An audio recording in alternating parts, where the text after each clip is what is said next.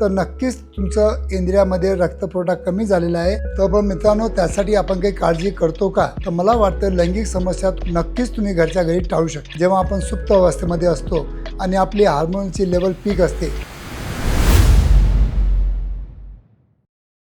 नमस्कार मित्रांनो, आम्हाला सगळ्यांना असं वाटतं की आपल्या लैंगिक आयुष्यामध्ये आपल्याला कोणतीच समस्या आली नाही पाहिजे आणि लैंगिक आरोग्य आपलं चांगलं सुदृढ आणि चांगलं सुंदर असायला पाहिजे. तर पण मित्रांनो, त्यासाठी आपण काही काळजी करतो का आणि काय काळजी घ्यायला पाहिजे, त्याच विषयावर आज आपण या व्हिडिओद्वारा इन शॉर्ट माहिती घ्यायचा एक प्रामाणिक प्रयत्न करीत आहोत. मित्रांनो, मी आहे doctor Umesh. As a clinical sexologist म्हणून गेल्या 40 वर्षापासून मी सातत्याने तुम्हाला मार्गदर्शन करीत आहे, काउन्सिलिंग करत आहे, सेक्स एज्युकेशन द्यायचा प्रयत्न करत आहे.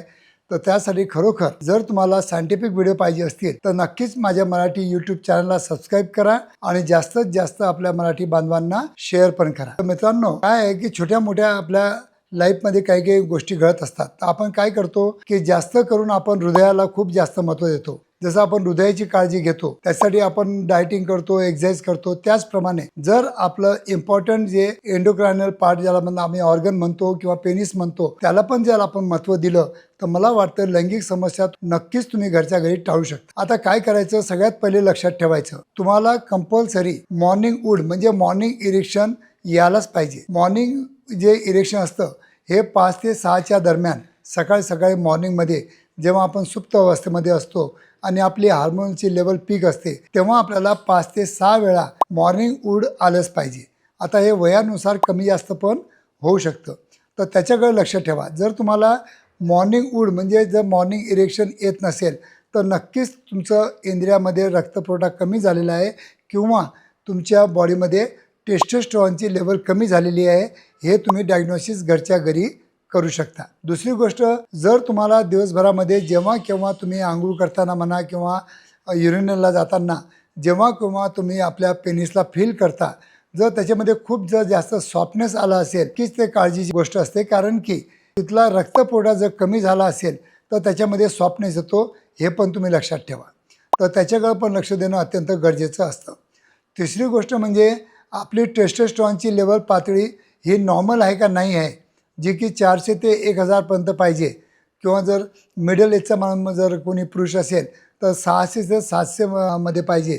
तर ती पातळी बरोबर आहे का नाही हे पण तुम्ही घरच्या घरी मोजू शकता. की कसं की जर तुमचं इच्छा जर कमी झाली असेल, तुमची काम इच्छा एकदम कमी झाली असेल तर नक्कीच तुमचं जे हार्मोन लेवल आहे कमी झालेली आहे हे तुम्ही घरच्या घरी ओळखू शकता.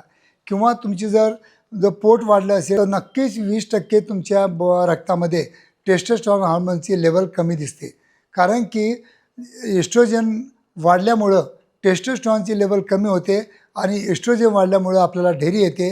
म्हणून हे जे पोट सुटतं आपलं ते पण एक साईन आहे की आपल्या शरीरातील टेस्टोस्टेरॉनची पातळी कमी झालेली आहे, हे तुम्ही लक्षात ठेवा.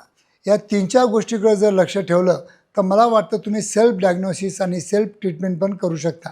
तर त्यासाठी काय करायचं आहे की जर तुम्ही दिवसभर जर बसून जर काम करत असाल तर हे पण लक्षात ठेवणं गरजेचं आहे की तुमचे जे पेल्विक फ्लोर आहे तो खूप हार्ड होऊन जातो आणि तिथला जो रक्तपुरवठा असतो तो म्हणजे कन्स्ट्रक्टिव्ह फेजमध्ये असल्यामुळं रक्तपुरवठा आपल्या इंडियाला कमी होतो आणि सॉफ्टनेस जाणवतो.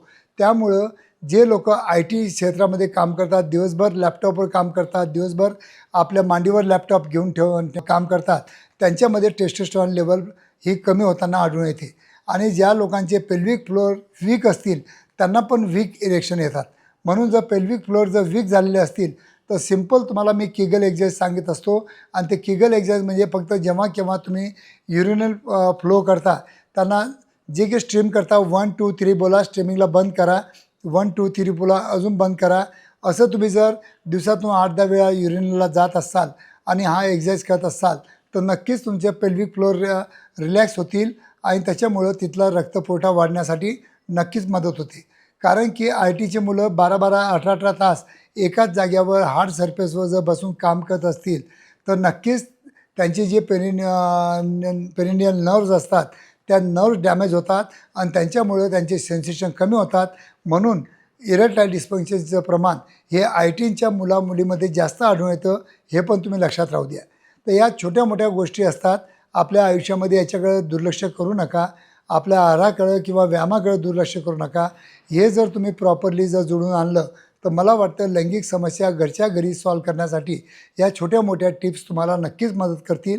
आणि खरोखर माझा हा व्हिडिओ आवडला असेल तर नक्कीच आपल्या मित्रांना शेअर करा, जेणेकरून त्यांना पण माझ्या व्हिडिओचा काही ना काही बेनिफिट होऊ शकतो.